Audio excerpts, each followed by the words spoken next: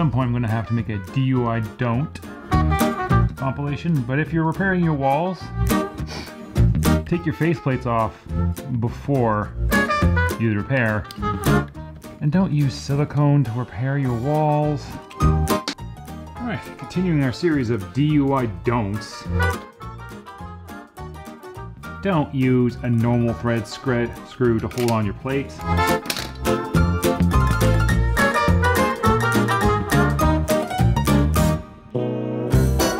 My guess it's not fully drawn in because it didn't have the right screws for the outlet itself. Don't do that either.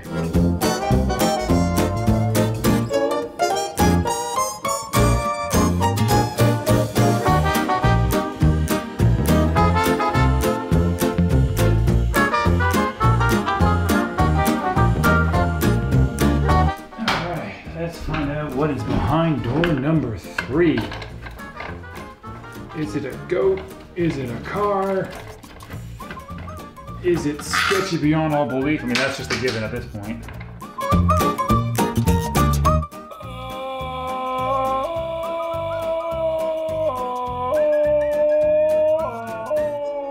Okay, that's the thing.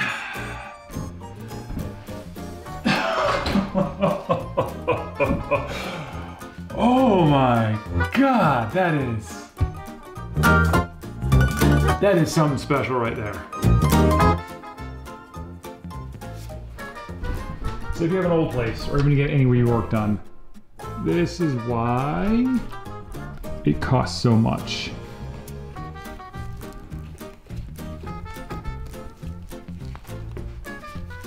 I can't even begin to tell you everything that's wrong going on here. What I can do is just assure you that this is not something you want to see when you open up your wall. Oh my God, that is just spectacularly amazing. In my haste, I didn't check to make sure we were recording, but this was all crammed into a delightful box like this. 5 separate wires coming in. This one goes straight down to the outlet that was below here. This one, I'm guessing, the power coming in. This one is probably power continuing on, and this one's newer. So this one's probably the power to the rest of the house. This also fed off the circuit. And this one is definitely the lights. This one I have no clue where it's going and what's it doing. Well, hello, buds.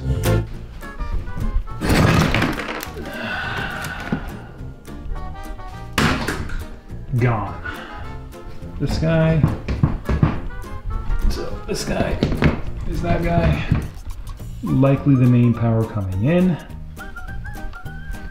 This one,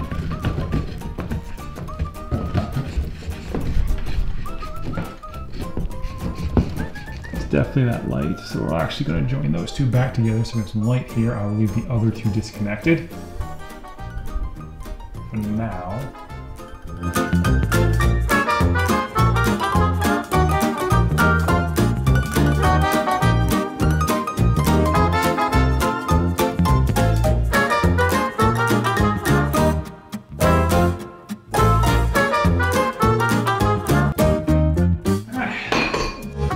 Pop downstairs, turn on the breaker, so you get some power back to the lights in this room.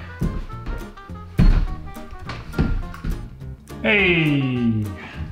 Alright. Even if this is super sketch-tastic and temporary, let's just quick throw a plate on top.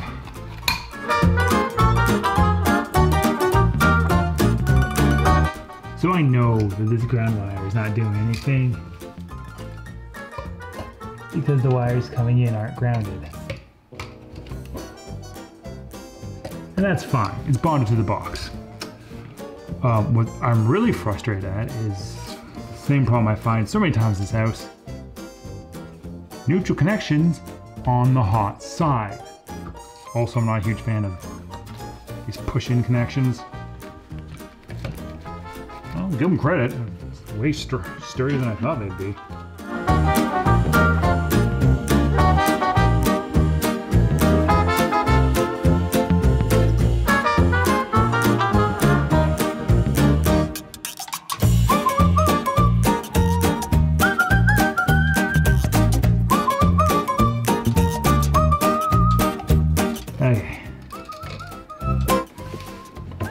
these ones, I'm 99% certain go to the light in the other room.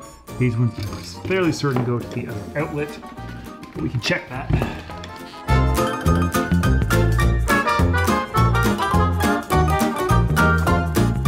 I guess it goes someplace else. All right, this has no current active connection to the cluster of wires over there. I guess that makes sense. If this one's going to the switch, this one would have to go to that box, not continuing on over there. And that's what it is. That mystery wire feeds this outlet, and likely by extension, the light's on the opposite side of the room, so that's gotta get reconnected as well. That confirms it's the light switch in the room. So I'll pack this up, put the polarity correct. And polarity is not the correct term, but we'll switch the wires around so they're actually wired correctly.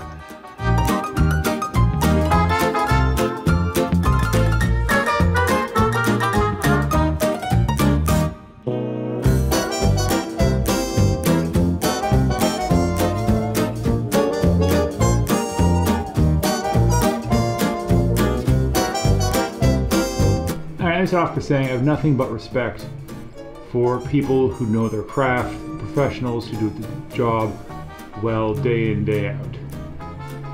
For those who can't tell, this is the white wire going to the live section of the light fixture, and this goes onto some pot lights. And this is the neutral that's on the switched return coming back. Just because someone's a professional doesn't mean they do a professional level job. I've said it so many times, and that's because I feel like getting your neutrals and hots in order is like day one apprentice things. And throughout this house, anytime I've opened up anything that the previous electrician owner has touched, it just screams, I don't care.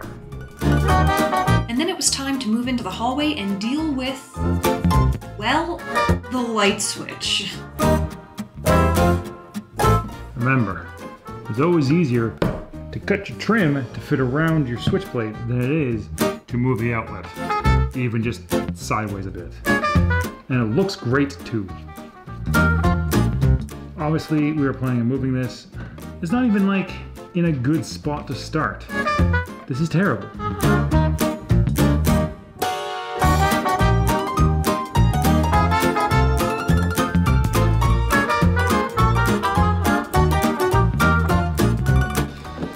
What do we have in here? We have a wire that's too short. And I just pulled it out. This is the only circuit in the box. It's not serving as a junction. Put her back and leave her for now. We'll be addressing this issue at some point.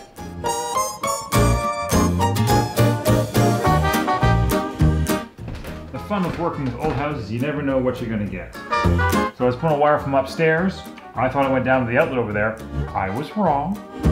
I literally ripped it with very little resistance off of this switch where it was connected here and here, straight up through the ceiling.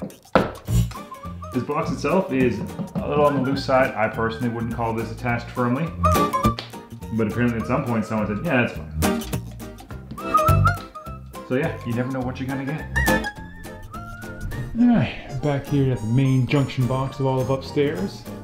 Just trying to figure out which wire goes upstairs, up and into. That's the main power coming down and in. This is switched, which means it's gotta be that one. So how the other rooms up there get power? All right, cool.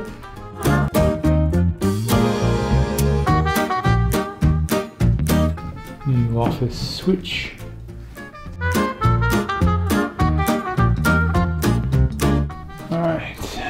That's all restored. Over to back upstairs.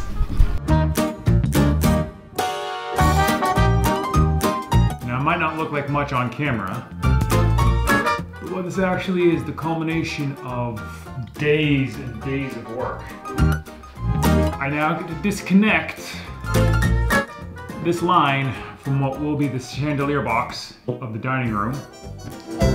That line was responsible for feeding the entire upper half of the house's power. Way too much for a wee little old 14 gauge wire without a ground. I feel a lot better now that it's off that circuit.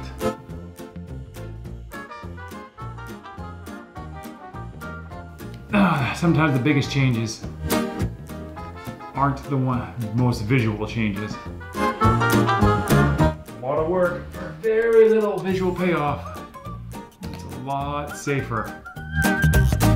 He says with wires dangling openly and freely out of a hole in the ceiling, with no intention of fixing that anytime soon. Well, sometime soon, but not just yet. Running a proper wire over here is gonna be a pain, so I'm putting that off for a little while. And just so no one calls me out on it, yes, I did in fact cap the other one after I got the smaller cap. It's safe enough for a temporary measure.